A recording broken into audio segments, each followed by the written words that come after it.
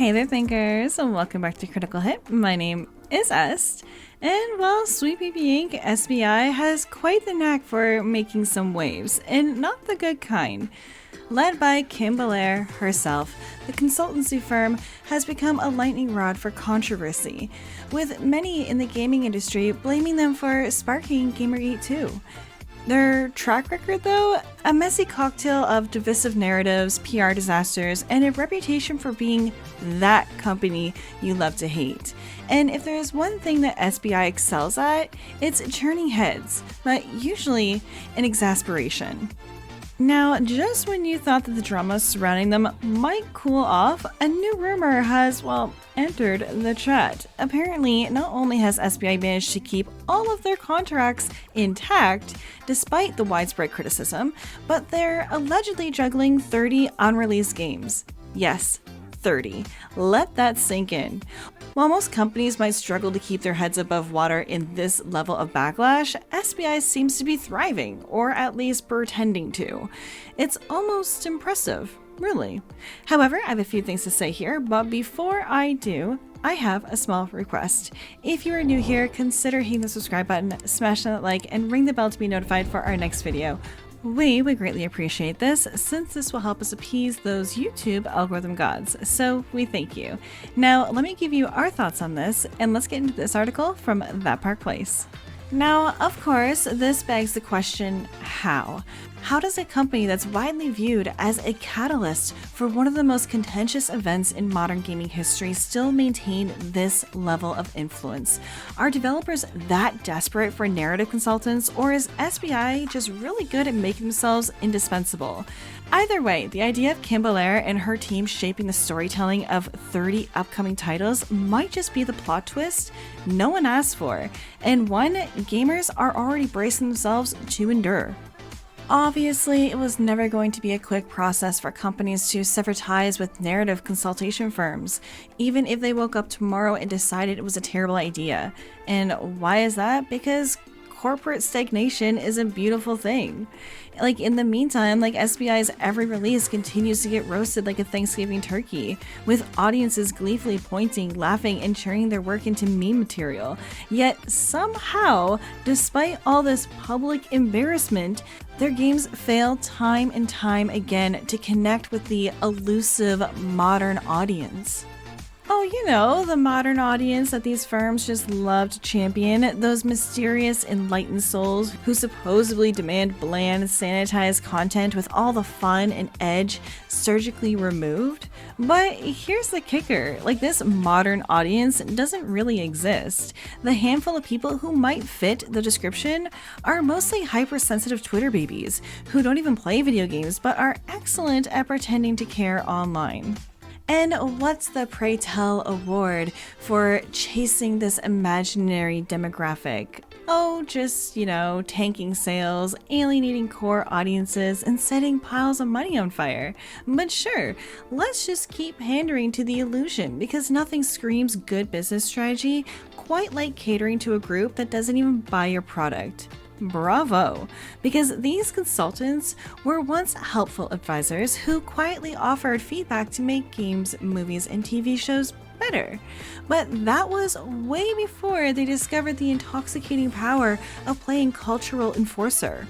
Now, instead of providing nuanced suggestions, they just barge in with megaphones, waving DEI flags, and demanding compliance like self-appointed saviors of the art and morality. The days of refining content for storytelling or gameplay excellence are gone. Now it's about cramming diversity checklists into every nook and cranny, whether it serves the project or not. And if you think it's just gentle encouragement, think again, because Kim Belair herself boldly stated that companies need to be intimidated into towing the line, because apparently fear is a better motivator than inspiration. Forget collaboration. The new consulting game is all about corporate arm twisting. It's less about how can we make this better and more about how fast can we scare you into doing what we want. And companies terrified of the cancel mob lurking in the shadows are rolling over faster than a glitchy NPC.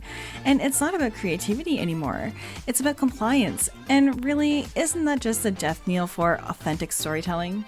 here we have Master of the TDS out here again, passionately defending Sweet Baby Inc. like he's their PR spokesperson, insisting with a straight face, mind you, that the company hasn't lost a single contract and is still working hard on numerous projects because, you know, major corporations always stick to their partners no matter how much heat they're getting. It's not like public backlash or bad press or failed expectations have ever caused businesses to rethink their associations, right? Totally unheard of. And then there's this trusty development cycle excuse, right? We're told to sit tight because these things take time. Like Star Wars Eclipse, for example, was announced back in 2021. And if the stars align and every conceivable delay doesn't happen, we might see it by 2027 or 2028. But it's okay, because let's not forget Elder Scrolls 6, which was dramatically announced more than 7 years ago and still seems like a fever dream rather than a real game. You know what? Yeah, sure. Let's just all agree SBI is some untouchable juggernaut while the gaming industry continues its famously fast and efficient production timelines. We'll definitely feel their influence for years to come because nothing screams credibility quite like vague claims, endless delays, and a stubborn refusal to acknowledge reality. So SBI is rumored to be involved in at least 30 upcoming games, but honestly, who's counting? I'm pretty sure that the real number is probably closer to 50, because it wouldn't be surprising if they're actually involved in literally every title under the damn sun. They like to play it off like they're this tiny little indie company with about 20 employees. At least that's what they said. But in reality, their small company act is wearing pretty thin, considering their reach is bigger than a lot of the so-called big players. So funny enough, Kim Belair herself admitted she wanted SBI to stay low-key and operate under the radar. And yeah, that ship has long sailed, sweetheart. The word is out and the game's up, like their portfolio is filled with more bombs than a summer blockbuster. From the infamous Suicide Squad Kill the Justice League to The Crush, Alan Wake 2, The Battle Shapers, they might have had a couple successes like God of War Ragnarok, which is like the obvious one, but for every hit, there's like a disaster wake waiting in the wings. Now, instead of being the mysterious, quiet player they once dreamed of, SBI's reputation is under the microscope and it's not looking great. Their influence is undeniable, but so is their growing list of missteps. If they think that they can still stay under the radar, they're in for a rude awakening. The spotlight is completely on them and they're starting to get some unwanted attention. However, those are my thoughts on this. Let me know your thoughts down in the comments below. And hey, before you go, subscribe to our channel, smash that like button, and ring the bell to be notified for our next video. As always, this is Amidst, and I'm signing off now. So I'll see you in the next one. Toodles!